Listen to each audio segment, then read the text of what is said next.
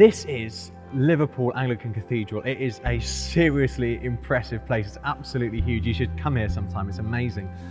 It's the biggest of its kind in Europe.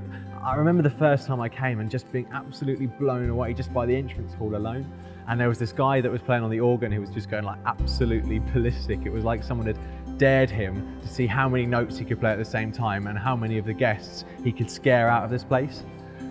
And you know, scare is almost the right term to use. Like, I feel a sort of fear and reverence being in this place because it's just so completely huge. And you know, there's this passage in the Bible that says that it's the fear of the Lord that's the beginning of understanding. And I've been a Christian for 10 years and I've always really struggled with this passage. There's loads in the Bible that talk about the fear of the Lord, but why would a God who loves me want to frighten me? There's this even weirder passage in Exodus where Moses is talking to the people and he says, "Don't be afraid.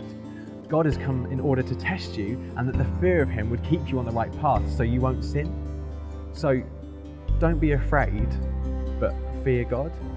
Doesn't really make sense. And through my youth, I was taught about this lovely, warm Jesus that wanted to be my friend, and that in order to get to know him more, I needed to feel warmer towards him. And to an extent, I think I've taken that through to my young adult years, that in order to gain more understanding about God, I need to feel squishier about him. And I think that's dangerous.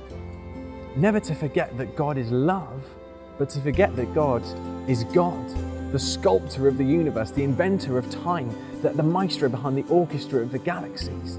And this cathedral is just the tiniest glimpse of the magnitude and hugeness of God.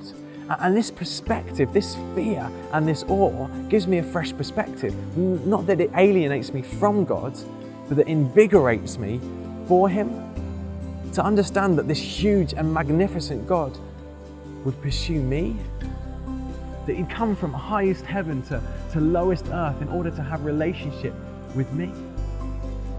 And the majesty of God's magnitude helps us to understand the majesty of God's love.